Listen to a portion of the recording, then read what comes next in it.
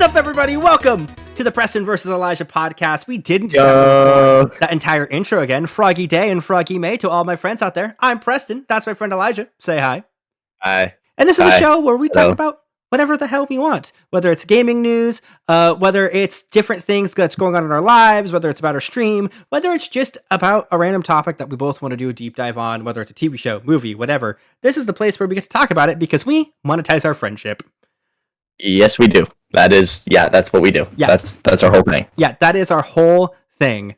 Right now, Elijah's sister's in the chat. She just jumped in literally before we had to reset and do this stream again. And I mean, definitely this is our first take. We were absolutely talking about the thing that she wants us to talk about. That was the very first thing we started talking about. So I tried to murder Preston's girlfriend and my favorite streamer, Kylie, this weekend. But I ended up getting poisoned and dying. So crisis averted, I guess. I died and she didn't. So it ended up working out for everybody involved except for me. I did die. So yeah. Now for all the confused, every year, my brother-in-law puts on like a very elaborate murder mystery birthday party for himself. And he flies people out, and it's like a whole like full weekend thing where everybody like we get like, I think this year it was like 11 people, and you have to figure out like who the like traitors are, who the bad people are, who the good people are, and at the end there's like 2 or 3 people left standing, and those people win at the end of the game. This year I got poisoned in like the second round and died. But Kylie won, so that was cool. Yeah, Kylie, the entire time we were spending the day with her the other day, was like, "Aren't you glad you're dating a winner?" When I can confirm, winning these games is a high honor, and it is very, very difficult. So see, Kylie, I would also be bragging about it nonstop, like I did the 2 years in a row that I won. Kylie is like, Preston, I really wish one of these times that you would come down and play with us. And I don't think she knows what she's asking for, because I would not actually fully play the game. I would try my best to ask Brennan and Lexi if I can conspire with them and just sow chaos. Lexi, I'm sorry I didn't get to meet Brennan. I was having a chronic migraine the last time you guys were actually in town. So Preston, I have good news for you. Yes? They have people in the game that do that on purpose.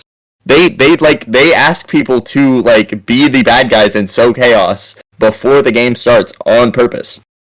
You see, that needs to be me. And then we also have Zach, who does it just because he thinks it's fun. See, that would be me though, because like I don't need it to be me directly, because I would just sow chaos. I would absolutely gaslight, gatekeep, girl boss. I don't know. Listen, y'all, I've been up since 5 a.m. I just did a whole nother podcast. Shout out to Two Dads, One Tubs. Go listen to it on all podcast services everywhere. I produce that show, and sometimes I'm like not suitable for children. This one is not suitable for children. If you are under 18, do not listen to this week's episode. Oh, God. If you are not over 21, don't listen to this week's episode. I'm traumatized. It was so funny, and you know it though. It was hilarious. It was amazing. It was so good. It's so good. But I would just sow chaos the entire time. But that's not that's not the only thing I would do. I would shamelessly plug our podcast and our Twitch stream, which is what we're about to do right now. Like I said, this is the Preston versus Elijah podcast. Each and every week we talk about whatever the hell we want. If you like what we're doing, rate us 5 stars, follow us on Twitch, sub to us on Twitch, do all of the different things to help support us. We are about 20-ish viewers, our unique downloads away. The last episode actually didn't get a lot of downloads, so if you're watching the live stream, you should go download it. It helps us out a lot.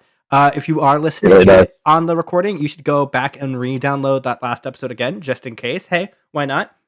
We're like 20 away from actually breaking into the amount of unique listeners we have lifetime total to start breaking into the top 100 on the gaming section of Apple Podcasts. Which is absolutely insane. Yeah. So, and like we average about 20 downloads post live stream of the podcast. So you only need around 20 to 30 listeners downloading on Apple Podcast in order for that to happen. And a majority of our listeners are Apple listeners. So yeah, good stuff. But let's get some housekeeping out of the way. Elijah, what month is it? It's Froggy May. That's right, it's Froggy May. Last week on the podcast, we explained the inside joke about why a lot of our alerts and things are frog-based and frog-themed, and what the Church of Drew is, what the Drew coins are for channel points, all of those different things. And it's culminated in our Froggy May merch line. Go to Preston vs. Elijah-fourthwall.shop.com or hit merch in chat if you're watching live, or check the description to be able to access the Froggy May merch line. It's going to end on the last day of May. Please go ahead and buy some. There's merch for myself. There's merch for Elijah. There's merch for Kai, even though she's doing her own stream now. It's not involved with the channel. We're doing her merch for her stream through ours because she doesn't want to manage all of that. So, if you like that, if you want to buy that merch, go to our shop. You can hit ! merch in chat, or if you're listening on the audio end, you can look in our description. Support us. It's one of the ways you can support us. One of the other ways you can support us is through our sponsor, Dubby. Elijah, guess what? Yeah. What's going on? Are officially Dubby partners, and Dubby. Yeah. Did you know that Dubby is an energy drink made in the U.S. that has 0 sugar, maltodextrin filler, artificial colors or dyes, secret formulas, hidden ingredients, and is gluten-free? I did know that. Hey, did you know that it's cheaper than buying a coffee and comes in unique flavors? I knew that as well. Did you know that you won't crash or feel jitters when you drink any of Dubby's products? I did know. Yeah. Well, supporters of Preston vs. Elijah can head to dubby.gg to buy some of their amazing products. At checkout, use PVEDubby at checkout to get 10% off your order. That's PVEDubby. Thank you for Dubby for supporting the stream. Elijah. Yes. Dude. We caught up last week. And one of the main things that we talk about this podcast being is not just us and our personalities, but it's also us catching up on the nerdy things that we love to talk about. Yes. We have a couple of updates, even from the last episode of us talking about Switch stuff. About Switch stuff, and a couple other of gaming news things that I want to talk about. I have articles pulled up. We'll credit the different article authors as we go. But where do you want to start? One of them we've already lightly talked about in person. One of them is something that we've talked about a little bit last night, and then a couple other smaller news pieces that I think you'd be excited for. Category 1, 2, 3. I say let's start with category 1. Category 1. All right. For those who don't know, we have an entire episode that covered the announcement of the Switch 2 and all of the things that come with it. We have updated and corrected some info that was not apparent because not our fault. It's literally because Nintendo sucked at marketing or at explaining some things. Prices and stuff like that. We talked about tariffs. We talked about all of those different things. But Elijah. Yeah. Nintendo hates emulators. Nintendo does hate emulators, unless they're the ones using them. Nintendo upgraded their user end license agreement, or end user license agreement, or a EULA, as some people like to call it. How did they update their EULA, Elijah? From my understanding, they basically said, you don't own your games or your Switch, and we will shut it off at the slightest suspicion of hacking your Switch. 90% correct. The main piece of misinformation with this news is that you do own the physical hardware. The OS, the software, is owned by Nintendo, and you are licensing it when you buy your Switch. Which is so stupid. And if they even get a suspicion that you are modifying your Switch on a hardware or software level, emulating or pirating games on their Switch, which pirating on one hand, reasonable. Emulating, not as reasonable. Not as reasonable. They have the ability wirelessly to brick your Switch. Which is outrageous. That is so anti-consumer. Yes. I feel like it's open and shut for your united opinions on it, because I can already tell you right now, I'm mad. I am also mad. I feel like there's going to be so many false positives with this, where people are getting their Switches bricked for no good reason. Yep. Like, imagine you buy a copy of a game used, and it's a illegal, like, reprint. You don't know what that is. Like, you just happen to buy a used game off of someone, or even someone sells it to GameStop, and you buy a game used at GameStop. Like, what's the process in case there's a false flag? Can Nintendo turn your Switch back on? Is it just blocking you from online capabilities and you can still play physical games on it and play the system offline? Do you have to plug your Switch into a computer and go through back end things to turn this thing off? Like, they literally, the wording is so vague on all of it. It's so vague, but I don't think it's just turning on online capabilities, because that's what they do if you hack it already. Yeah. So like, this is not the first time that Nintendo has done something that will brick your system if it's hacked, though. They rolled out an update for 3DS about 2 years ago that that if you do the update and you have a hacked 3DS, it will just brick it if it detects the most popular like hacking software. It'll just brick your device. Yeah. Your sister in chat has a really good point. I heard that physical games aren't even going to exist. The physical ones are just a piece of code that allows you to download from the server, which is only true for third-party games. Nintendo has confirmed that all first-party games and their first-party or their party partners will get stuff on there. So, for example, Cyberpunk is fully on the cartridge. Okay. All Nintendo games will be fully on the cartridge. All of that. Some third-party games like Street Fighter 6 will not be on the cartridge. It's called a game card key, which is the dumbest thing in the world. At that point, just buy digital. Yeah, it is a physical game that the only piece of code on it is a thing that says, yes, I can play this downloaded game right now. Yeah. Like, you're paying extra money for less convenience. Yeah. And a piece of plastic. Izzy in chat, Nintendo has always been very protective of their items. Yes, but however, we are entering in an age where Nintendo has been the most outwardly aggressive towards those things. At least in the Reggie Fils-Aimé, Satoru Iwata era, they were more lenient on a lot of things. And since Iwata passed and Reggie retired, they've been cracking down in their business practices. And I would even argue that during the Iwata and Reggie era, Nintendo was still very not pro-consumer in a lot of ways. But no, Nintendo's really never been pro-consumer. I would disagree with that. I think the GameCube era they were. You saw a lot of games go down to $20 during that era. You're right. And then they haven't dropped a price since. The only other era that did that was the Wii U, but the Wii U did it in a weird way where you had to buy one game to get another game for $20. It was weird. Yeah. It's weird. But like, it's kind of crazy since Reggie kind of left, how they're like, finally, Reggie's not going to fight us and complain about this. Doug Bowser is all for it.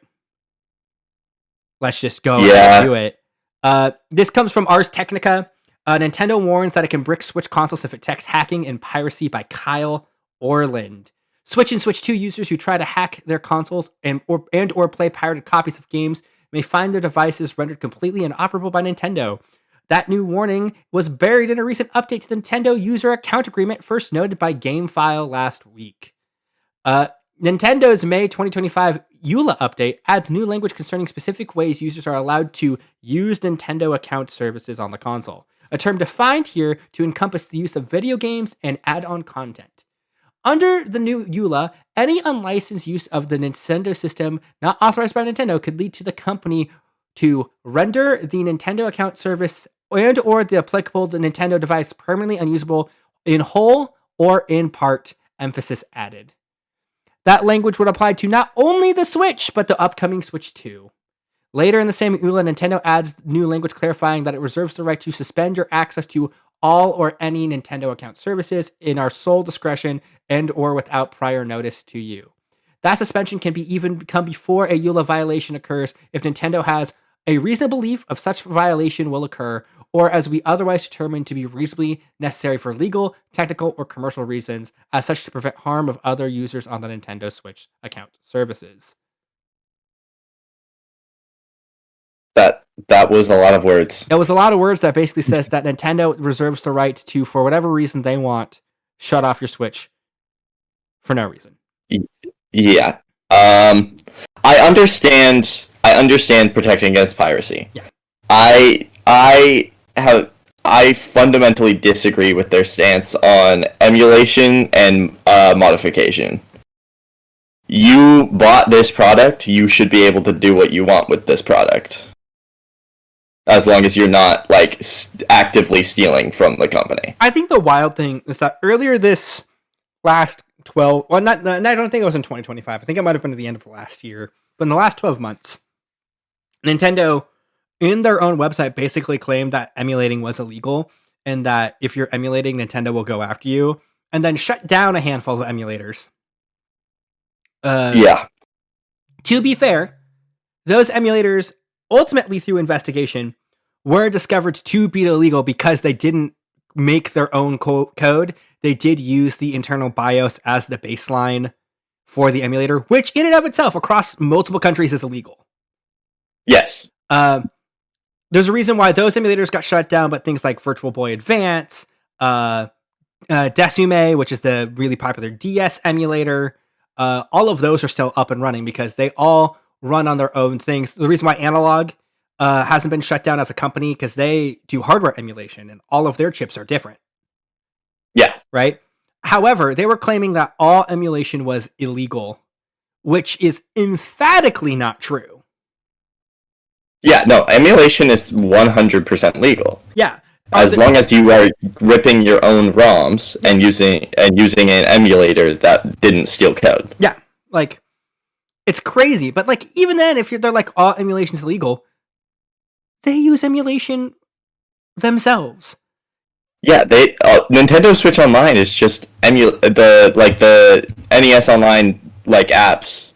Those are all just emulator. And the crazy part is that Nintendo, I'm pretty sure Nintendo ended up using for the SNES emulator some of the source code of one of the popular SNES emulators, and they can get away with that because what are they going to do? Sue Nintendo for stealing an emulator that they technically are in a legal gray area for making in the first place? Yeah, like there's nothing you can really do if Nintendo steals your emulator. Right? I think it's insane. I feel like you and I are lifetime Nintendo fans. Like we both 100%. We both will wear that on our sleeve. I think this is the most angry I've been at Nintendo in a long time.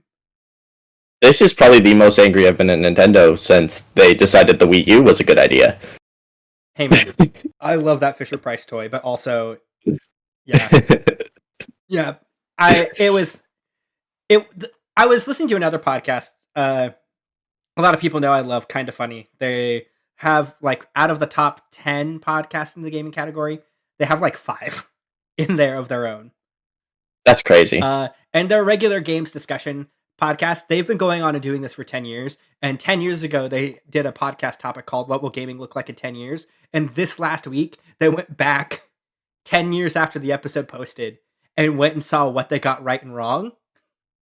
That's awesome. And one of the things they pointed out is that the Wii U, the hardware failed. If you look at the Wii U ports that ended up going to Switch, ended up being some of the highest rated and highest selling Nintendo Switch software. Yeah, because they were cooking on the games. They just thought the Wii U was a good idea, and it just wasn't. I think only like 2, maybe 1 Wii U game is not ported onto Switch, and I think it's Star Fox Zero. And that's because it's Star Fox Zero. It's like Star Fox Zero, and if you want to count the original Mario Maker. But we got Mario Maker 2. Yeah. Every like major Wii U game that I can think of either came to Switch or got a sequel on Switch. Yeah, I believe that is the case. There might be like one or two killer apps that aren't, that we're forgetting, but if we're forgetting them, do we really want them? Yeah, if I'm forgetting a game exists, then I don't think I need it on Switch. The last game I think that everyone was kind of cramming for was actually ended up being the least selling of the Wii U ports, but also it's such a niche fandom anyway. And that's Xenoblade Chronicles X. Oh, I bought that. I don't know why I bought it, because I'm not the target audience. Yeah, but I have it. I think out of all of the Xenoblade games, it'd be the one that you'd get into the most. Yeah, I don't know. I haven't played it, but I bought it. I'm pretty sure it's the only one that's multiplayer. So, yeah. But, I don't know, Nintendo makes me mad. One of the things that this article doesn't cover, and I think I need to find another article for it, but one of the other things that they updated into their terms of service Nintendo did, you also lose the right to, if you're a Nintendo user, and I don't know what the legality of this, because I'm not a lawyer, I'm not going to give legal advice right now, but they strip your fundamental rights to band together and do a class action lawsuit against Nintendo. What? Yep. What do you mean they stripped your fundamental right to sue them? When you sign the user end agreement and update your Switch in order to use your Switch, you must agree to the fact that all legal disputes you potentially might have with Nintendo will not be in a court with a jury. It'll be in a private, behind closed doors court. It'll be an arbitration court. It won't be a trial finding guilty or finding damages. Oh yeah, a bunch of companies are doing this right now. Izzy comments in the chat. Yeah, a bunch of companies are starting to move in this direction, and nobody knows what the legality of that is in terms of. That doesn't feel legal. This is not a, hey, this is the first time you're using a device, you may opt in or opt out. It's, hey, you don't get to check an I agree box for most of these. It's, we are updating our terms that you have already agreed to. Yeah, that's shady, to say the least. It's like, Nintendo, what the hell are you doing? Nintendo, why are you covering your ass from being sued so bad? I mean, just don't do things that you're going to get sued for. I mean, you have to also look at like the history of Nintendo getting sued in the last decade. All of it was hardware reasons, like Joy-Con drift, gamepads being broken, 3DS users trying to sue because of an immediate price drop before the ambassador program was dropped. Yeah, the ambassador program kind of saved their asses. Yeah, saved their asses in that moment, right? For those who don't know what the Nintendo 3DS ambassador program was, as a proud Nintendo 3DS ambassador myself, if you bought a launch Nintendo 3DS, and because the only launch games on there were N64 remakes, and not all of them came out at launch. There was like only 2 games came out at launch. Mario Kart, and I want to say... I don't even think it had Mario Kart at launch. No, within launch window. Oh, okay. Within launch window. I want to say... What's the Nintendo... They did it on N64, and they only did it on 3DS. The Nintendo Submarine game. Oh, Steel Diver. Steel Diver. Those are like the launch games. Right? If you got one at launch, within the first 8 months, they cut the price by $200 of the 3DS. They slashed the price, and so that people would not sue or people would not be hyper angry, all of those 3DS owners got some of the first virtual console games for that console, and 90% of them would end up staying exclusive to ambassadors. Yeah. Like all the GBA ones, because GBA didn't get emulator on 3DS besides Ambassador Program. Yeah. Yeah. It's like, it's crazy. The one thing, Lexi comments in chat, I mean, it's diabolical that they're releasing this new console with like 3 games available. That's not fundamentally and even fully true. There is a lot of games launching with the Switch 2. Nintendo's only doing one first-party game, 2 upscaled Switch games as their first-party launch. And then within the first couple of months, we're going to get Drag X Drive, we're going to get Donkey Kong Bonanza, and we're going to get a couple of games, I'm assuming, based off of the fact that there's most likely going to be a Nintendo Direct a couple days after the Switch launches, because Summer Games Fest starts the next day. Funny enough, Nintendo Switch launches that morning. That afternoon, Xbox has their showcase, and Xbox has been playing nice with Nintendo for ports for a long time. So I guarantee you that we're going to see some Xbox ports. We're going to see some Xbox games talked about and announced, and then I guarantee you Nintendo, following that press, will also announce, hey, those games are coming to Nintendo Switch 2. Oh yeah, 100%. I guarantee, like the Outer Worlds 2, which is getting its own highlight in that showcase, is probably going to also be on the Switch 2, because Outer Worlds 1 was on Switch, and that game ran surprisingly well for the Switch. Really? I wouldn't think that would run very well on the Switch. It's because the game doesn't do a lot of detailed graphics, and it's way more artistic art style graphics, so they were able to pull it off. Oh, okay. And Obsidian is really good about doing that kind of things now. They are one of my favorite devs for a reason. Yeah. So, like, we will see a bunch of those dedicated games. It's just weird how they're doing releases, right? Like Kidney for Izzy, once again, I'm pointing a lot in chat this week just because a lot of people are making good points in chat. Like, Nintendo does have a weird monopoly on all of their own stuff, so they can make their own prices and rules because of the dedicated fans. Like, yeah, it's our fault.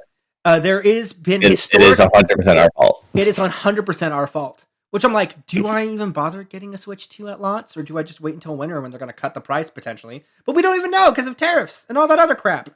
If there is, I mean, we gotta get at least one because I gotta play Mario Kart. I got to play Mario Kart. Oh, you can get one, and I will just play games with you.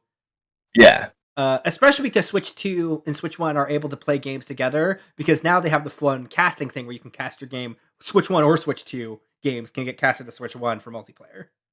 That is really cool. Yeah, it is Elijah's fault alone. Elijah is the one. It is my fault. Enabling. It is my fault. I am too big of a Nintendo fan. You can tell by the fact that I have one Xbox, one PlayStation, and everything else that I own is a Nintendo console. Yeah. My Xbox is also a old Xbox 360 I got when I was like 2. Yeah. But it's like Nintendo, I love Nintendo. I grew up loving Nintendo. I still have my Switch. I will probably end up getting a Switch too, but like I really hope that a lot of the business practices also end up overall biting Nintendo in the ass.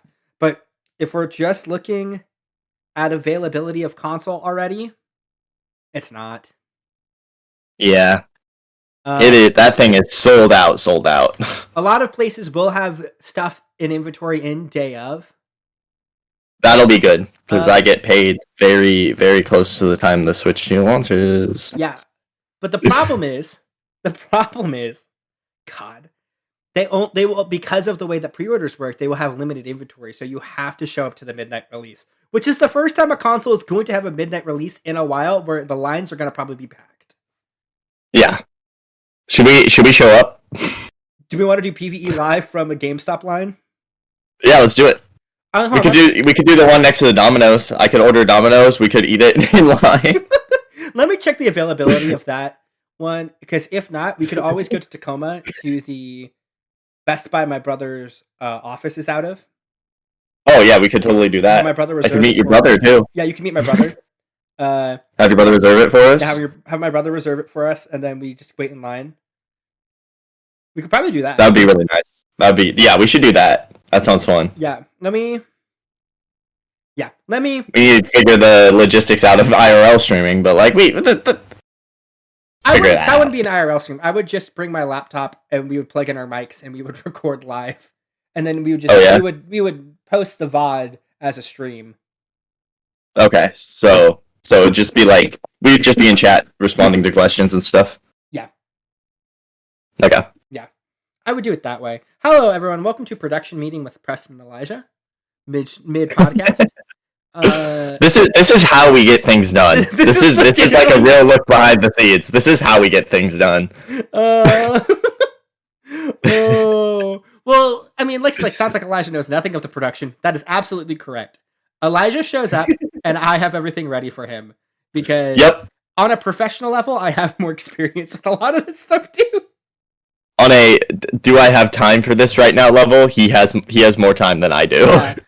Come end of Elijah's internship, it is boot camp for training how to do all of the stuff. Yes, I am very excited for that. Yeah. No, Elijah's the talent. Many reasons. I'm the talent. Elijah's the talent. I'm not mad about it. It's fun doing a lot of the behind the scenes stuff. But yeah, that's welcome to Preston pissing and moaning and being mad at Nintendo once again. Yeah, being angry at a company that's supposed to be fun. Woo! Speaking of being angry at companies. What other company has wronged you? Speaking of that, if I can find the article that I typed in a document for, one studio that you and I loved, has gone through a roller coaster of things. Originally, 2 days ago, there was announced that a rumor that Ori and the Will of the Wisps and Ori and the Bride and Forest developer Moon Studios was shutting down because their CEO, who's I think either just got ousted from the company or is about to get ousted from the company, was claiming that the studio is on the brink of bankruptcy. Yeah. But from Polygon, as of yesterday, no, it's not. This comes from Austin, Manchester.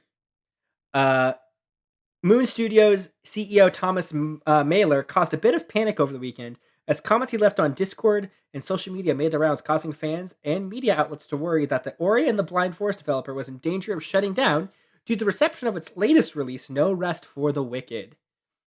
Quote, "It is entirely possible that we won't be around in a couple of months to do any more simply because we got review bombed, which leads to people not buying the game," he wrote in a NeoGAF post. "Which means we're not making any money, and we will have to shut down." He also announced a call to arms, essentially, for No Rest of the Wicked players to leave positive reviews on the game on Steam.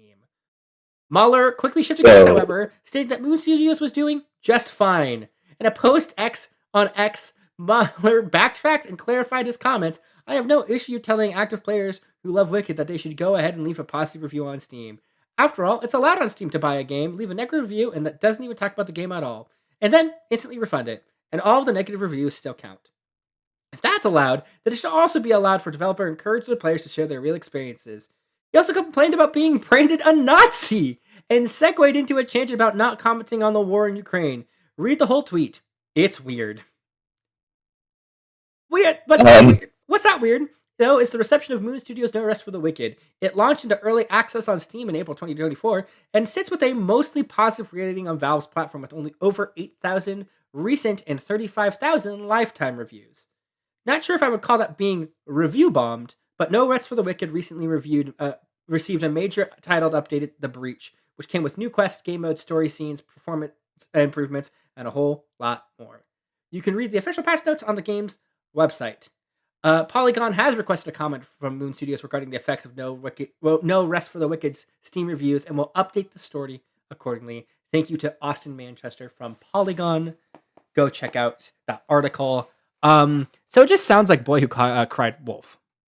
He was just trolling. It's okay. He was just trolling. It just sounds like he was kind of complaining about a couple of people complaining about how he uses his platform.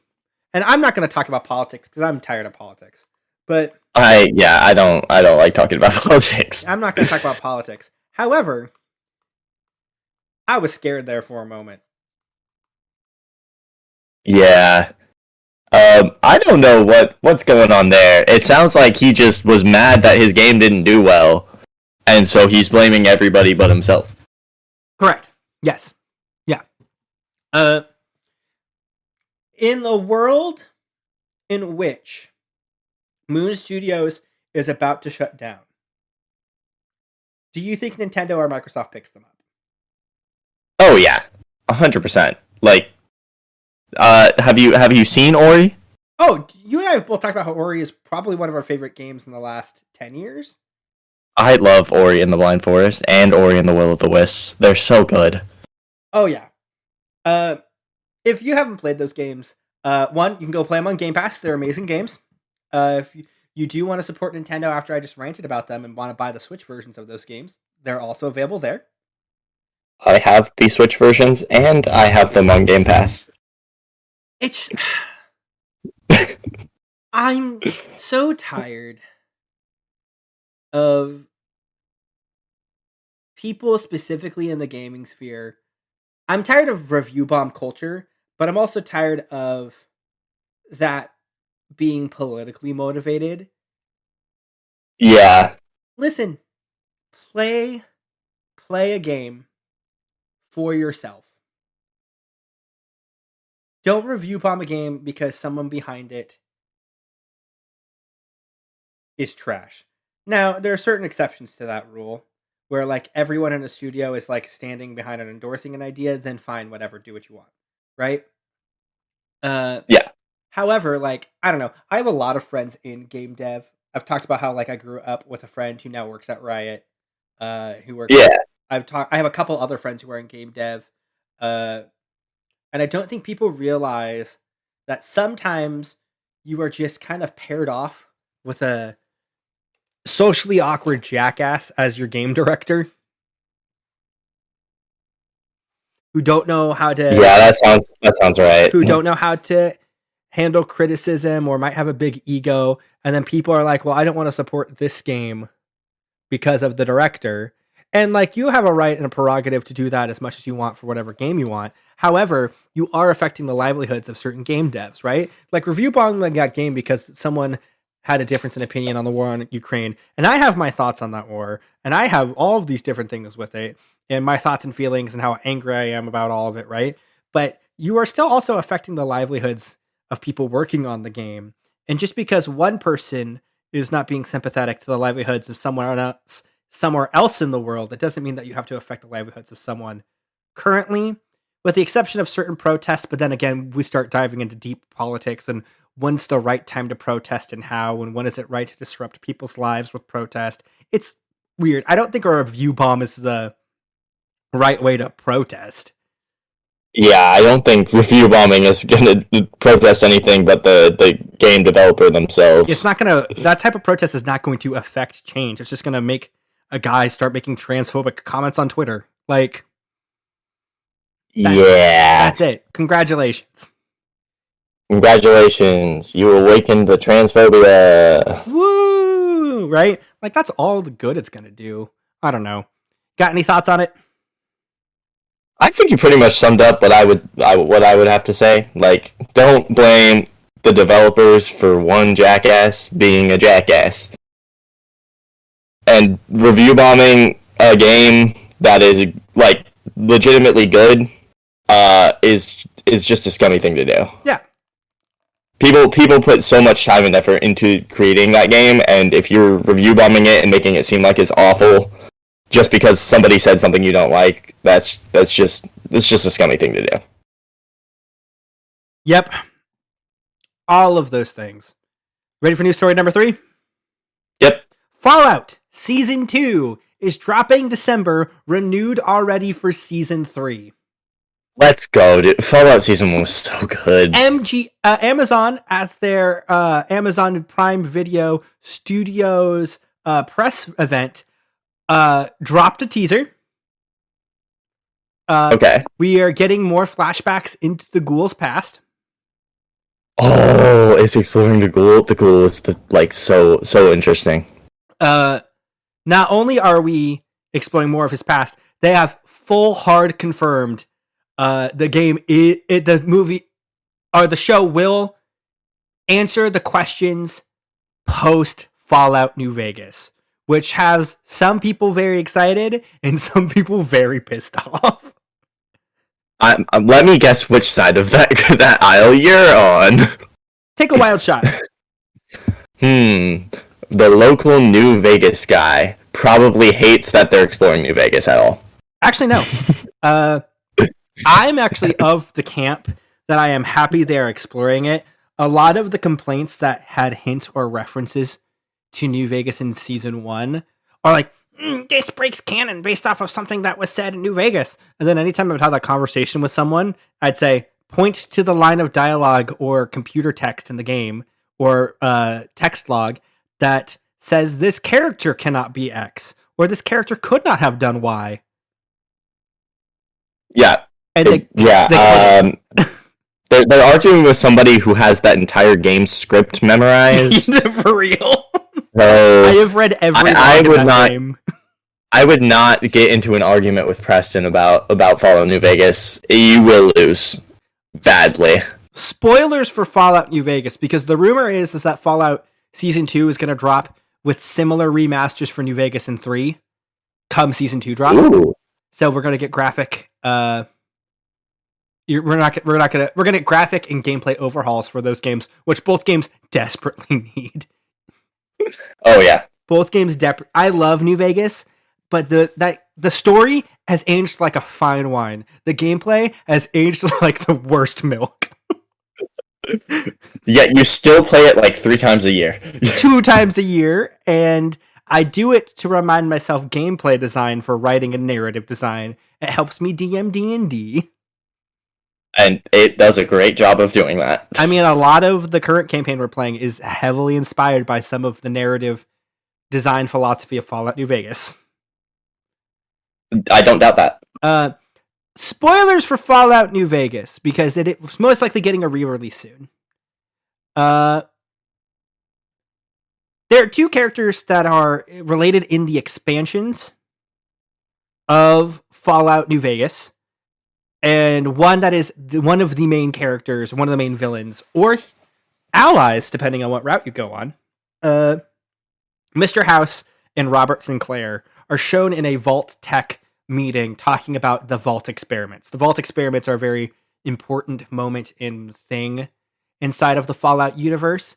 And while Vault Tech in the past has not been a villain of the Fallout universe, the Fallout show does make Vault Tech the villain properly for the first time in the franchise's history, which is the coolest thing about the Fallout TV show.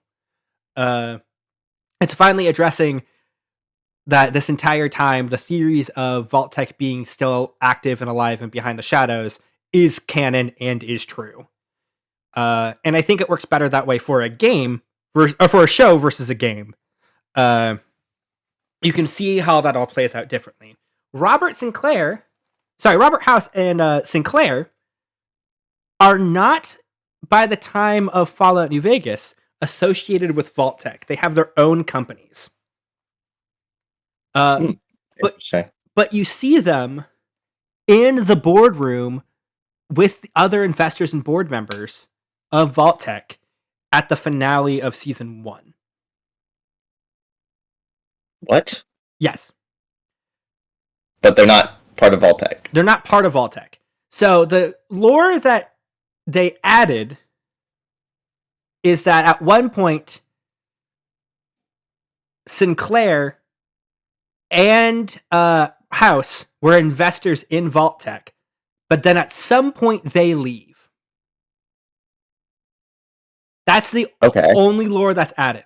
There's nothing in the games to suggest that they could not have been.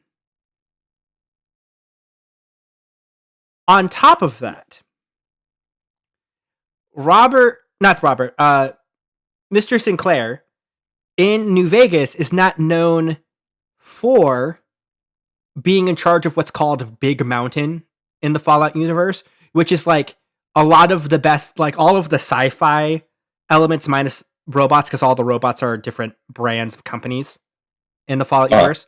A lot of like the computer technology, a lot of the laser technology comes from either Robco or Big Mountain. Okay. But Big Mountain's owner were kind of left ambiguous in Fallout New Vegas. But Sinclair owned what was called the Sierra Madre Hotel, and there's connections of the Sierra Madre Hotel using and or contracting Big Mountain to make a lot of the technology that would end up going in that place. The Sierra Madre Hotel was going to be like a new mega casino rivaling Las Vegas. But it had automatic hologram servants, so they didn't have to pay staff. They had security guards who are able to become super soldiers using radiation suits, which ended up coming in handy. As you do. You do. Where they ended up coming handy in terms of surviving the apocalypse, but accidentally turned them into immortal super soldiers that could only roam and live inside the Sierra Madre. Yeah, because why not? Why not, right? But there's a lot of connections between Big Mountain and Sierra Madre, and all the Fallout show does with just one little nameplate at the Vault-Tec meeting adds on to that. It says that Sinclair owns Big Mountain. Okay. And it just bridges that gap between who was connecting Big Mountain to Sierra Madre. Oh, it makes sense. There's nothing in the games that is contradictory to, okay, they're just contracting or they're just doing this. No, the reason why the technology found in Big Madre is found in in Big Mountain is found in the Sierra Madre is because Sinclair owned both. That makes sense. People are complaining that, well, that wasn't in the game. Yeah, duh. It's because they're fleshing out the lore. You know who they got to consult for those characters? The freaking writers who wrote those characters in Fallout New Vegas. They have credits in the special thanks for that reason. The fact that they're going to the original writers and making sure that all of their stuff could happen in universe, like logistics-wise, and can be canon, is awesome. Which Bethesda, historically with Fallout, likes to ignore Fallout 1, 2, and New Vegas because they weren't Bethesda developed. Historically, that makes sense. They only kind of pick and choose what elements from those games they want to kind of do, and then they hyper retcon things to the point where Fallout 76 completely retcons dialogues from main characters from Fallout 1. Really? Yeah. Like, I know there's a lot of people who don't like the fact that Bethesda has an open policy of, well, if you want to have a certain story element, but it doesn't work canonically, we will retcon everything. Yeah, that's annoying. Yeah, that's annoying. I like my canon to be nice and clean, and that's talking as a Star Wars fan. So you like the Zelda timeline, then? Don't get me started. But people are mad because they are fully setting the time in New Vegas, and I'm okay with how they handled things in Season 1. Excited to see what the canon ending of Fallout New Vegas is. Yeah, that'll be interesting. It'll be interesting to see what direction they go in. We have a couple of ideas what it could have been. I don't think it was the worst ending. You don't think it was the worst ending? I don't. There is a theory. Caesar's Legion is the main actual villain of Fallout New Vegas. It is a empire that has basically declared themselves the new Roman Empire, and they're taking over America. Oh yeah, the Caesar dude? Yeah, the Caesar dudes, right? There's a theory that the main paladin that we follow around in Season 1, the specific chapter of the Brotherhood has been infiltrated by Caesar's Legion, which is why it's a lot more culty than any of the Brotherhood of Steel stuff we've seen in canon. Yeah, all of the Brotherhood of Steel stuff was super culty. But like, that's not that level of cultishness and like knighthood and chivalry and like religious undertones is not normal for the Brotherhood of Steel in any canon we've seen. So a lot of people are thinking those are more religious undertones that we would see in Caesar's Legion. So what people are wondering if that specific chapter was taken over by Caesar's Legion, and it's not really an actual chapter of the Brotherhood of Steel. That would make sense. Yeah. But that's besides the point. That's just a fan theory. Unless that theory is true, I don't think it's Caesar's Legion. There's a chance Mr. House is still alive. And it's him. And it's the courier who's the player character from Fallout New Vegas, and him took over New Vegas. Yeah. And then there's a possibility that the NCR won the day, and we know what happens to the NCR at the end of season 1 of Fallout. Remind me what happens to the NCR at the end of season 1 of Fallout. They got nuked off the face of the planet. Oh yeah. I forgot about the nukes. Yeah, Vault-Tec found a nuke in the post-apocalypse, and then activated the post-apocalypse. Yeah, why would you do that? Because if Vault-Tec can't rule the world, then no one can. But like, just let no one rule the world then. Correct. Instead of, just blowing more of it up, just let nobody rule the world. Fallout has this tagline, war never changes. So the idea is that no matter what, as long as there's weapons of mass destruction or weapons that could kill people really quickly, we will always find ourselves in a cycle of violence. That is one of the major overarching themes of Fallout. And like Vault-Tec is the ultimate instigator of that. Yeah, I can see that. Yeah. I think it'd be interesting to watch you try and play Fallout on stream. That would be very interesting. I think you should do Fallout 1 and 2 because they are drastically different games. What's aren't they like top down or something? They're CRPGs. They're in the same genre as Baldur's Gate. Really? Yeah. Interesting. But they're old school CRPGs, so they're balls hard. Okay. And you think I would have the patience for that? Fallout 1, no. Fallout 2 is way more streamlined. Fallout 2 also has arguably just as good as writing of New Vegas. A lot of the same people who worked on Fallout 2 ended up forming Obsidian. Oh, that's cool. Yeah.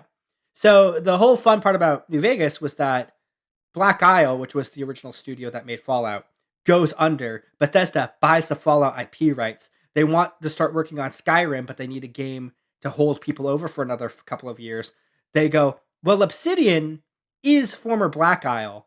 We can, and they just made Knights of the Old Republic 2, which was a sequel to a game that was not their own game, but they used the same engine to make a new game, and it got good reviews. So what if we did the same thing with the Fallout 3 engine? Give them the Fallout 3 engine, tell them to make a sequel or a midquel to Fallout 3 and 4 that they can do whatever they want with to hold over That's people. Fun. And they said, can we do a follow-up to Fallout 2 and call it Fallout New Vegas? And they said, sure, do whatever you want. That's awesome. And then they never stopped working on Skyrim to this day. No, they released Starfield, and it was Starfield. Yeah, and then they released Skyrim again. And then they released Skyrim again. And again. 4. And again. And then 76. And again. And then Starfield. And again. And then a Civ clone of called Fallout Shelter. And again. And then they made a mobile Elder Scrolls game that no one talks about. And again. Elder Scrolls Online. And again. And then they made VR versions of the Fallout games. And again. Yeah, if you breathe really quickly right now, Bethesda will have reached the 76th Skyrim. Oh, I just coughed out another Skyrim. This one's for the NES. I don't know how that runs. Probably better than Skyrim for... This is a real thing. Skyrim for Alexa. Are you serious? Dude, Skyrim for Alexa is a real thing. They made it as a joke. Originally it was going to be an April Fool's joke. They couldn't get it developed in time. And then as they were talking about, I think, Fallout 76, right before they were about to announce it, they said, and we're about to release Skyrim for the millionth time. And the commercial for Skyrim on Alexa, which is free, by the way, the person who does the gameplay demo for it is Jordan Peele. That's awesome. Actually, no, it was Keegan-Michael Key, one of the Key and Peele guys. Key and or Peele. It was Keegan. It was Toad. Yeah. But I love it when Toad does my gameplay for Skyrim. Yeah, but okay. On a scale of 1 to 10, and you can answer why, because I've been yapping for a second. Yeah. Virtuous and Bethesda just released an Obsidian remaster. Might as well be a remake. Yeah. How quickly do you think they're making a Skyrim graphical remake? Oh, it'll be out in the next 10 minutes. In fact, it's been out since Tuesday. They're just not telling anybody about it because people would start joking about it too much. I'm not meaning like yesterday Tuesday. I mean like last week Tuesday is when it came out. Oh, so it's been out for 9 days. Yeah, it's been out. It's been out for almost 9 days. For almost 9 days. I can't believe you haven't heard about it. Yeah, like imagine like Skyrim, but again. But they already did that. But like, imagine it again. But they did that already too. But on modern consoles. But they did that too. But like it's on PC. That since day one, yeah. On Switch. Also, yeah, you can be Link. On mobile phones. Yeah, with Xbox streaming, you can stream your game to your phone. Yeah. Okay. On the Wii U. You might be onto something. yeah. They released the new Master exclusive for the Wii U. It actually doesn't have Breath of the Wild content on it. It just does Splatoon content. Only Splatoon 1. You can play Turf War, but you have to play as the Dragonborn.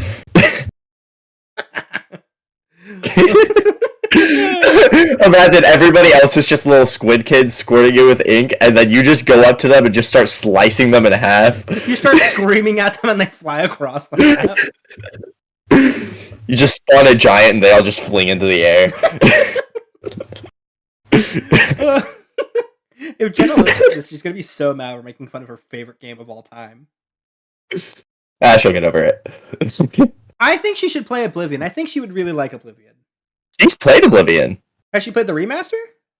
No, she hasn't played the remaster because she doesn't have anything to play it on. But she's played Oblivion like when she was a kid. Yeah, but like Oblivion as a kid versus Oblivion as adults is two different experiences. That would be the same experience for me. That's fair. So I have not played it. Yeah, Oblivion. It's not your type of game. At all. It's not. At all. No. And in fact, I would say Oblivion is less so your type of game than Skyrim. Oh, so it's so I will not be playing it then. Yeah. I might play Skyrim eventually. Once they release it on the insides of your eyelids, then I'll probably play it. When they release it in your dreams? Yeah, you fall asleep and you just wake up on the cart. Every time you go to sleep, you start a new save file. You die in the game, you die in real life. You die in the game, you wake up, and you're just like, what? Dang it, I gotta get back to Whiterun again? No! No! All of my knowledge of Skyrim comes from Doug just modding the shit out of that game. Which is valid. Yeah. I know about the Dark Brotherhood quest line, and I know that Whiterun is a location. And that's about it. That's fair. That's a lot more than some people. Yeah. It's a lot more than But my sister just chatted, "Hey guys, I'm going to bed. I've got to play Skyrim." That would be Jenna's dream, though. That's the problem. That is Jenna's dreams. She's thinking about... It's either that or getting murdered by the Last of Us zombies. I haven't started the new season, and I'm afraid to start the new season. I haven't started the new season because I am in the middle of my first watch of the first season. That's so fair. I swear we were roommates during that first season. We were. But I don't remember why we... I don't know why we didn't watch it. I think we were preoccupied watching other things. That's fair. Yeah, that's fair. No, I remember why. That was Kylie and I's date night, and we told you to piss off. Oh, yeah. I just went into my room. Yeah, we told you. I'd come out and say hi, and then I would leave. Yeah. I was probably watching like South Park or something. Now I'm gonna say something. Yeah. And I'm going to clarify it. Okay. Because a lot of people don't like The Last of Us Part 2. Very sexist reasons. Yeah. They are gamers. I don't like The Last of Us Part 2 and subsequently the story that's going to be end up told in seasons 2 and 3. Not because of what happens to certain characters and the genders of those characters doing certain actions, but because the overarching theme of forgiveness, when you look at that story from beginning to end, is the most shallow depiction of forgiveness from revenge, going from revenge to forgiveness, in a story I've ever seen in my life.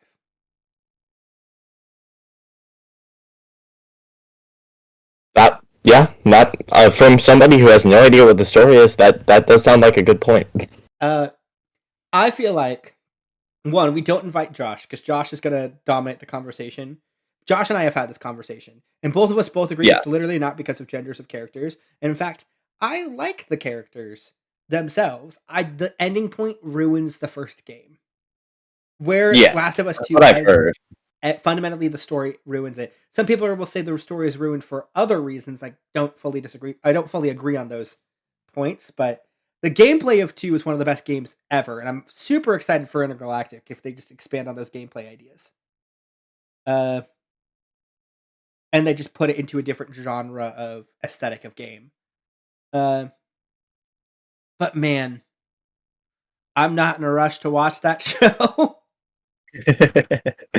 That's fair. If you don't like the source material, I wouldn't be in a rush to watch the show either. Well, here's the thing: is that the other showrunner, other than Neil Druckmann, the game's director, did Yellowstone, and the changes he made to the story to make it work even better. And the first story had amazing writing, and he somehow made that story better in a lot of ways. Was because he was the one who actively wrote story changes for the first game in the first season. Really? Yeah. The Bill episode in like episode 3 was entirely different than what happens in the games. Really? Yeah. Interesting. Entirely different. And was fully... How's it different? They're not explicitly gay. Okay. And it fully shows their romantic arc from beginning to end, and it shows how Joel becomes friends with them. Yeah, I really liked that episode. It is the reason why that episode won Emmys. There's a reason why. Yeah, because it's just a short film about a gay couple in the apocalypse, with like Joel showing up just because we need an excuse to have this short film about a gay couple in the apocalypse to be in the show. Yes, and it is by and far the best episode of that season, and it's all original content. It's so good. I'm waiting to see what the verdict is at the end of this season about the changes that he made to the story, to see if he brings in that nuance I want to see. Yeah. That'll be interesting to see. From what I'm hearing, the people who are very sexist about certain characters, they didn't change those story elements, but I don't care about those things, because those people are just sexist. Yeah. A lot of gaming discourse nowadays is extremely sexist, and it's very sad. Okay, do I bring this up? Do I bring you into my world of chronically online? Have I ever told you about Grummz? You have not. Okay, so Grummz. We're just gonna go in this direction for the rest of the episode. I also accidentally closed out chat on my OBS, so I can't see chat. Sorry. It won't let me. I don't think you've missed anything. Okay. Well, it's also not letting me open the doc for it again in OBS, so it's fine. Well, actually, I could see it because there's a part of the overlay that shows me some of chat. So here we are. I still have it up on my end. So if anything like important is said in chat, I will point it out. Okay. So for those listening, Grummz allegedly was one of the people who helped launch World of Warcraft. We know he worked at Blizzard. We know that he is credited as a producer. But whether or not the things he said he actually did or not have either been proven false, or he was just a task manager, middle manager guy who works in the game who tries to get a lot of clout to talk a lot about how he did a lot more than he did for clout. Right? Yeah. He's the king on Twitter of the movement of every game woke should be boycotted. And by woke, I mean anything I don't like, and I'm just going to call it woke.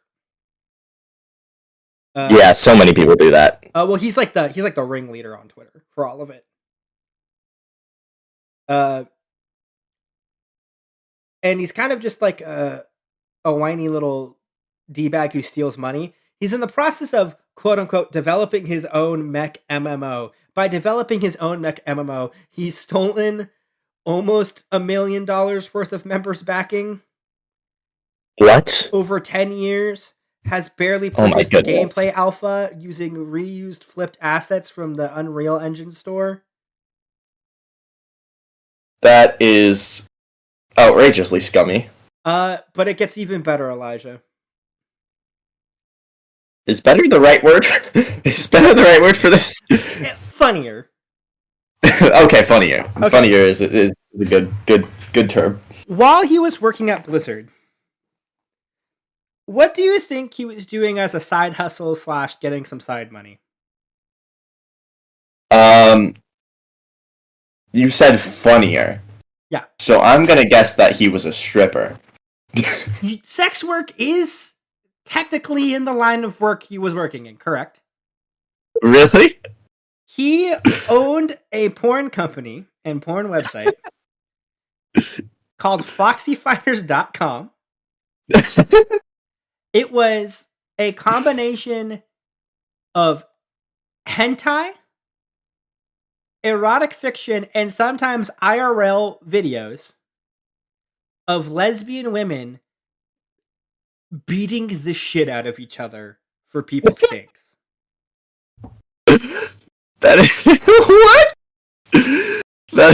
And the username for him being the admin to stay anonymous for that, he called himself Debbie Chan. Now, I'm not gonna yuck someone's yum. If that's your kink, man, it's kind of creepy that you decided to go the I want to abuse women route, and that I have a problem with. Fine. I'm not gonna yuck your yum. That's not the crazy part. That's not the crazy part? 1. In doing these porn companies, he committed tax evasion. So he didn't pay his taxes for his porn company? Not only that, but he put the porn company in his mom's name. Why? Why? So he framed his mom for tax evasion. Yes. But where do you think he got the funding from? He had to have used his mom's credit card. No. He had to. So after he left Blizzard and started multiple gaming companies that would go on to fail, as they were failing, he would take money from those game companies to buy his equipment for shooting porn and or to pay for company fees for the porn website. Are you serious? Yes. This guy's an idiot. So he essentially embezzled money from any company that he was a part of, yes, to fund his porn empire, yes, which he was not paying taxes on, yes, and framed his mom of tax evasion. Yes. Which then the government realized that it's not his mom and was him, and then started putting liens on his personal wealth, meaning they were starting to garnish his wages. Yeah, because like if you commit tax evasion, they're going to find out, and they want the money. So, it doesn't even fully end there. There's more? So How is there more? There was a semi-niche but still very well-loved game that he was tactically studio ahead of that launched, that he ended up getting kicked out of those company for some of those reasons. It was called Firefall. Firefall was a competitive mech MMO, right? Yeah. Very well loved. He was also famous for going onto the forums while the game was still being very much played by a hardcore audience and supported by the devs to quote unquote demand that they shut down the game and started a fan uprising of people who did not play the game anymore to shut down servers for the sole purpose of him buying the IP rights back. That wasn't the part that he said out loud, but eventually it would come out that he was trying to do that for those reasons. Ended up not working. What the hell? The game ended up going under anyway, but by that point he started a Kickstarter for his own ripoff of the game he helped kickstart, calling it Ember. But it's M8-ER. EM8-ER. So the M8-er? But the 8's supposed to be like the elite early 2000s version of where you replace a B with an 8 and it's still a B. Yeah. Like a cringe. Like a cringe lord, you know? Yeah, like the cringe lord he is. Yes. Raised money, did get a couple alphas out, and then took the rest of the money to go make more porn. Bro.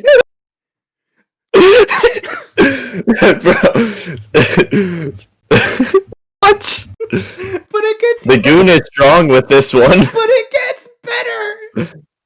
There's no way there's more. There's no way there's more. Restart, because Foxy Fighters at this point is like dormant for like 10 years while he's making this Firefall game, right? Yeah.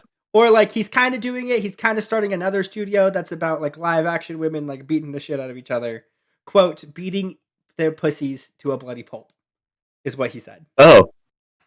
That's concerning. Yeah, it's very concerning. It's abusive and it's kind of, that's the gross part of this. Yeah, that's disgusting. He restarts Foxy Fighters, the website, not as a website, but as a Patreon. What? Specifically, not bringing back the art aspect of it, but just the erotic fan fiction, erotica side of it. Why? Why? But this entire time, people have been begging for a game because they just want to relive Firefall again. And this is a man who was behind Firefall, and they're like, maybe he can give us a game. But the entire time, he's just yelling on Twitter about how Assassin's Creed Shadows is too woke and how it should get boycotted. And then the second it becomes the second highest Assassin's Creed of all time, he moves the goalpost and says, well, but this.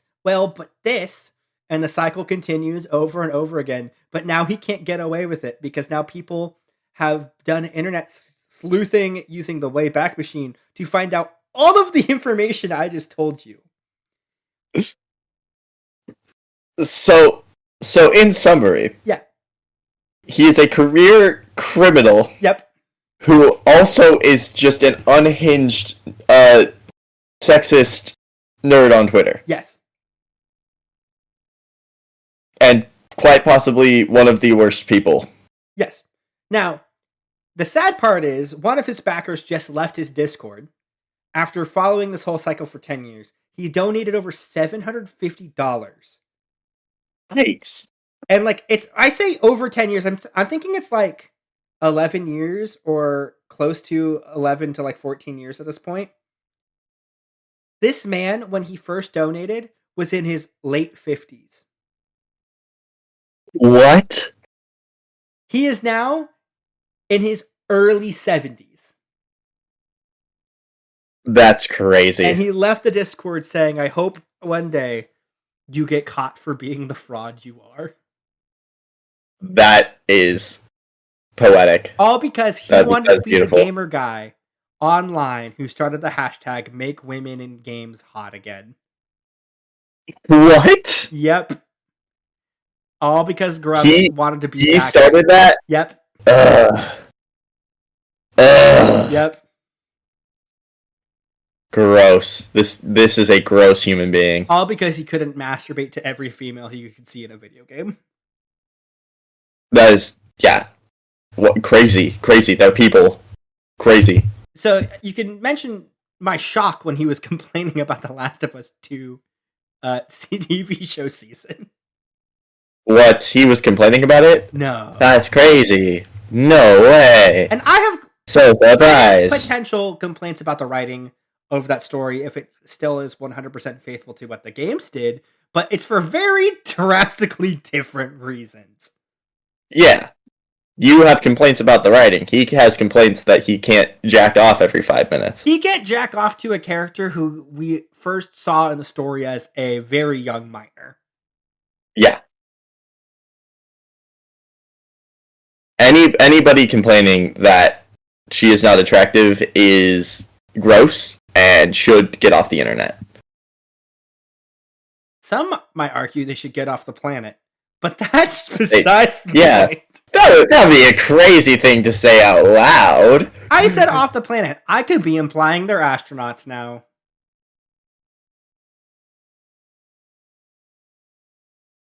Yeah, they're probably astronauts. Yeah, that's what I was thinking that they are. Yeah. Yeah. Elijah, we're almost at the hour 30 mark. I have one last thing. Okay. How excited are you for this internship to end? I'm so excited, dude. I'm so done. I'm so done, dude. But the worst part of it's over because the worst coworker that I've ever had the displeasure of working with is gone. So that's good. Yeah. Yeah, we got 2 busy weekends left. My paycheck is going to be massive, and then we're done. And then the summer of streaming begins. It begins. And then I learn a bunch of new things. And then I go to school to learn a bunch more new things. I think this summer we're also going to start long form content on YouTube. Yeah, I'm excited. I think I have a couple of ideas of turning some of our streams into long form content. We have to be intentional about our content planning. Oh, we do, 100%. I think the experiment of what I'm going to do for what I want the format of that, I'm going to take the different played up streams that Gas and I are about to do and turn those into more streams or more videos. Okay. Not just short form, turn it into full long form videos and content. Okay. When do you play played up? Saturdays, but the weird part about it, I'll have to talk with Gas about, because we're rotating people in and out, myself included as one of the people rotating out. Just because there's a couple people who want to come in. The only hard part right now is that crossplay for played up between PC and Xbox is only through Game Pass. So you can't do the version. Yeah, that's fine. I have if I want to hop in, I do have Game Pass, so I can just. There's just some people we can't play with, but I also do think that if there's a weekend where you and I can't play with Gas, we can just play with ourselves, grab Jenna and Kylie, and we just do our own stream. Yeah, that could be fun. I don't think Jenna has Game Pass though.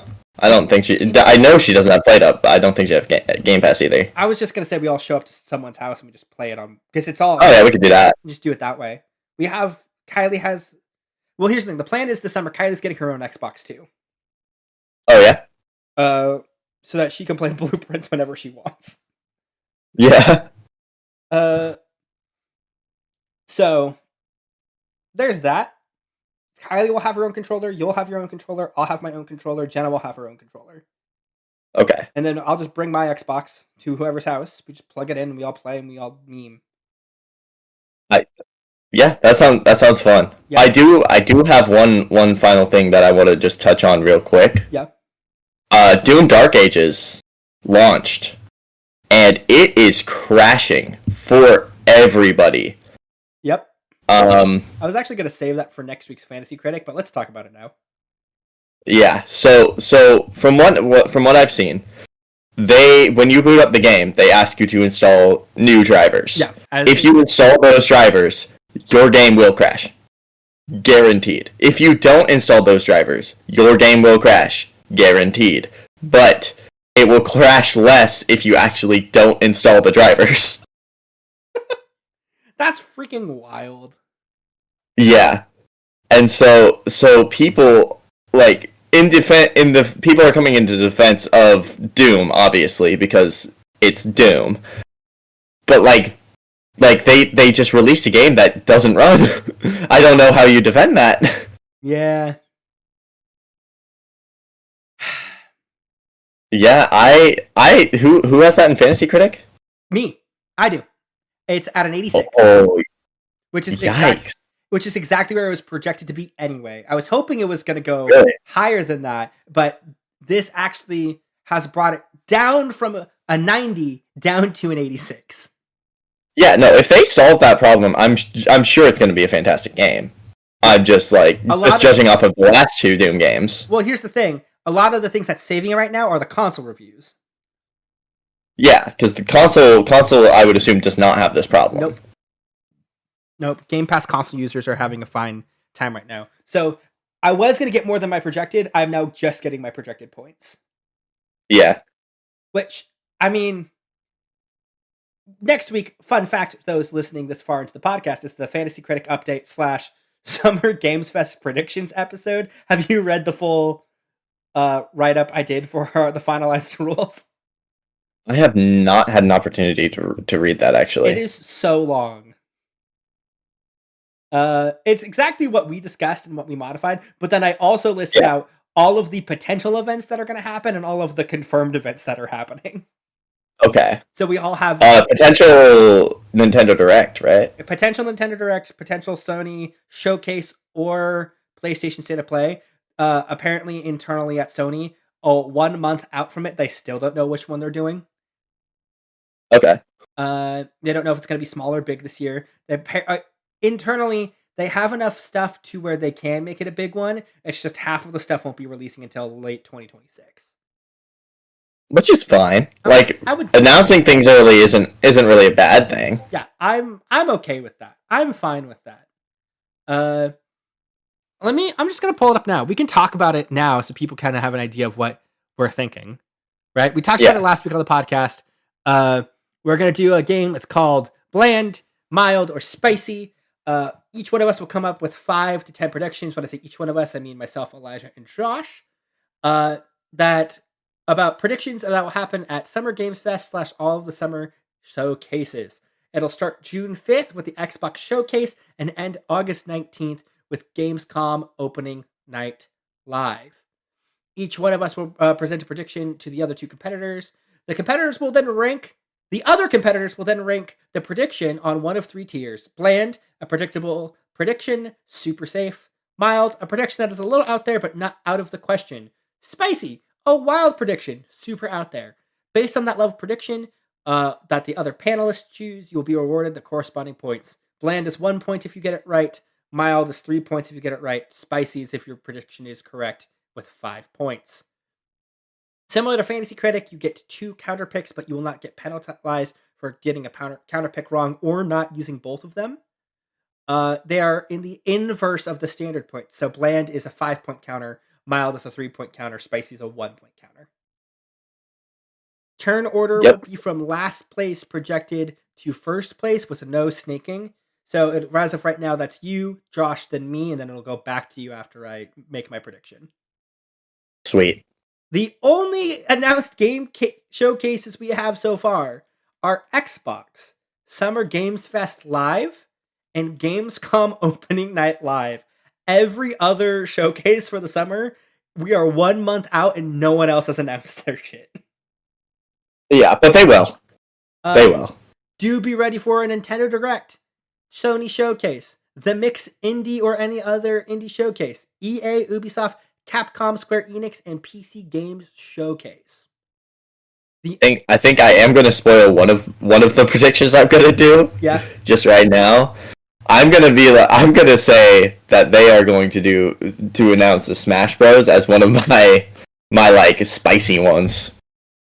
There is one mild one that you could basically almost guarantee yourself 3 points with if you do your research on things that might be announced. Yeah. I don't actually think there's going to be a Smash Brothers announced.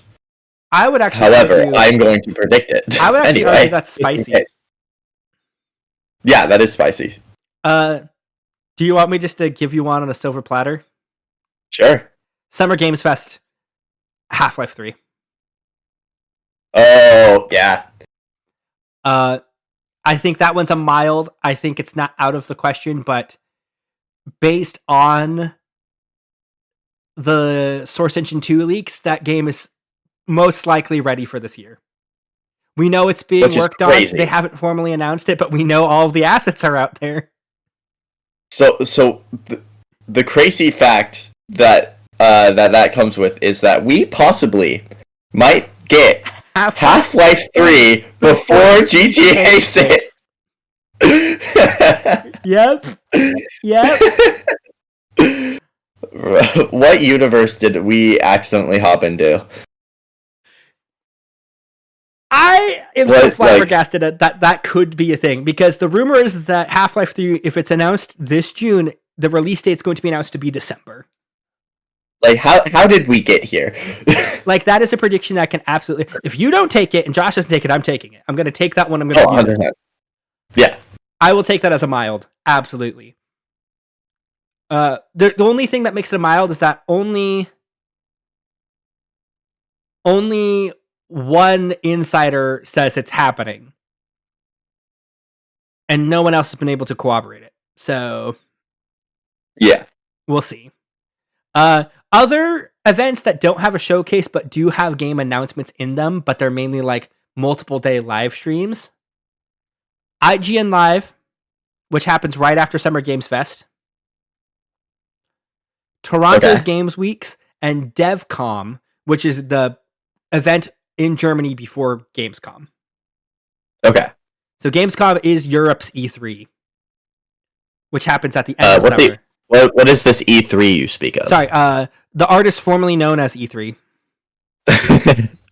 It's the European Game Expo, the big one that they do every year. DevCom. Oh, that's fun. DevCom is all of the developers who aren't doing a big booth at Gamescom, doing all of their smaller announcements. Okay. Those are all of the major ones. And then I posted a link. If you want hyper niche, there's a literal calendar of every games conference and every showcase that we know of that has been formally announced. Some of those conferences are hardware exclusive and or country-specific indie networking, not necessarily showcase stuff. So there's a lot in there, but, that's besides the point. But yeah, that's what we're doing next week. And that's the podcast. Yeah. Elijah, you're streaming on Thursday. By the time listeners are listening to this will have already passed, but do you have an idea what you're doing tomorrow? I'll probably end up playing Marvel Rivals. So fair. But I'll be honest here. It's either going to be Marvel Rivals or Repo with Archer. So fair. One of the two. It's just whether or not Archer is available. Yep. T-minus 2 weeks until I can buy a external hard drive that allows me to emulate Steam games again, and then I can join you in Repo. Yeah. And then the Repo content's going to go crazy. It's going to go hard. We're going to go so hard with Repo. Oh yeah, from the little I played of it, because I have like 2 or 3 hours in it. I love that game. Oh yeah, I'm excited. It gives me the best Lethal Company vibes. That's fair. Friday, I don't know what I'm streaming yet, but I'm just gonna stream something on Friday. Saturday, Gas and I and a few other people are doing some Played Up again. Come watch it. It's fun. Come watch me be Wiener Ramsey. If you haven't seen that TikTok yet, go check out Preston vs. Elijah on TikTok. Where is the fucking lamb sauce? And then Then Sunday we're off most likely. Monday we're streaming at the Pokemon Y finale finally. Yep, which means I need to grind levels. Yep. Or you need to figure out how to add in rare candies. Yeah, either one. And then Tuesday we're streaming for Tuesday for the first in a while because we've moved D&D. I don't know what we're streaming then. I think Mario Party was fun. We should try and see if Kylie and Jenna are down. Yeah, Mario Party is fun. Let's do some Mario Party with 4 people. Yeah. Maybe not Jenna. Jenna hates it when we get competitive with her. Yeah. Let's see if Archer wants to do it. Oh, Archer. Depending on the day, because like he does have school. He is actively in high school. Yes. However, but if we do it at night, then he'd probably be available. That's what I'm saying. Like I would still keep it a 6:30 stream. Yeah. So I'll contact him. We'll see. See if he wants to do it. Kylie can complain with me here. You guys can just do it remote online. Or in person. He doesn't have Mario Party, so he would have to do it in person. Okay, let's just... Or we can all be in the same room. Who knows? We'll figure it out. Yeah, we'll figure it out. And then you'll see.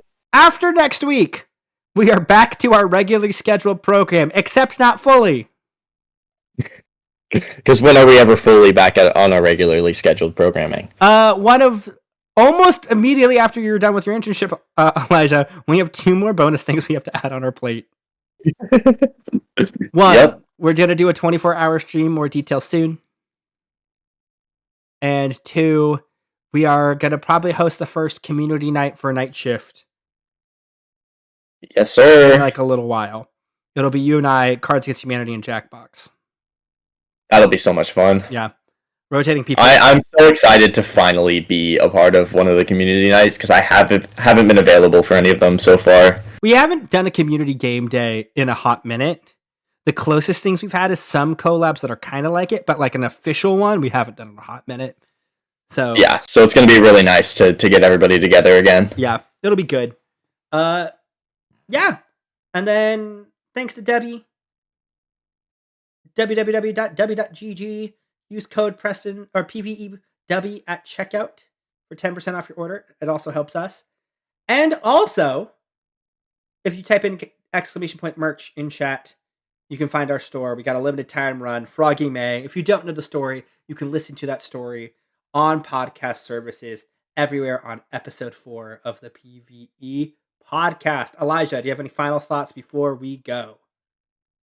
Thank you to all of the people who stayed here the entire time, or were here at all when we stream this live. Yeah, we do stream all of these live, so if you do want to be here for when we are recording them, then we stream them after the 2 Dads 1 Tub podcast on the night shift. Yeah, so they do 9:30 Eastern. We aim for 9:30 Pacific for our recording. Yep. So, if you want to watch live, you can come watch live. Shout out to all of the new friends who listen to it live. This is something we do weekly. If you don't know who we are 2 variety streamers who didn't start off as PNG tubers, but we've weirdly found ourselves here. Yeah, I'm enjoying it. I like being 2D. I enjoy it too. If you can't tell by our branding, we're both gaming and comic book focused. One of these days, we'll actually have a comic book conversation episode and actually talk about what we've been reading. Yeah, I'm trying to get caught up on Ultimate Spider-Man right now. Dude, I'm caught up. It's so good. We don't need to go into the whole tangent right now, but they only have up to like issue 13 on Marvel Unlimited. Well, that's fine. That's basically the first arc. Yeah. That's the entirety of the first arc. Almost. Anything. But like, I want to read the whole thing. Yeah, it's so good though. But with that all being said, thank you so much for watching or listening. If you're listening on podcast services, rate us 5 stars, especially if you're doing Apple. If you're watching live right now, I'm probably going to start moving the upload days to Thursdays because we've just been doing better when we upload on Thursdays anyway. So, yeah. Download it tomorrow on Apple, please. If you want updates, come join our Discord that we barely post in, but mainly post updates about when we're streaming. That's basically all it's used for. If you want to talk with us directly, that is the best place to do it, is in our Discord. We will sometimes talk about stuff in there. Sometimes we'll tell people midstream if they want to send us a meme, they can send it to us there. But yeah. My final words are Grummz sucks. My final words are I agree. Okay, bye! Bye!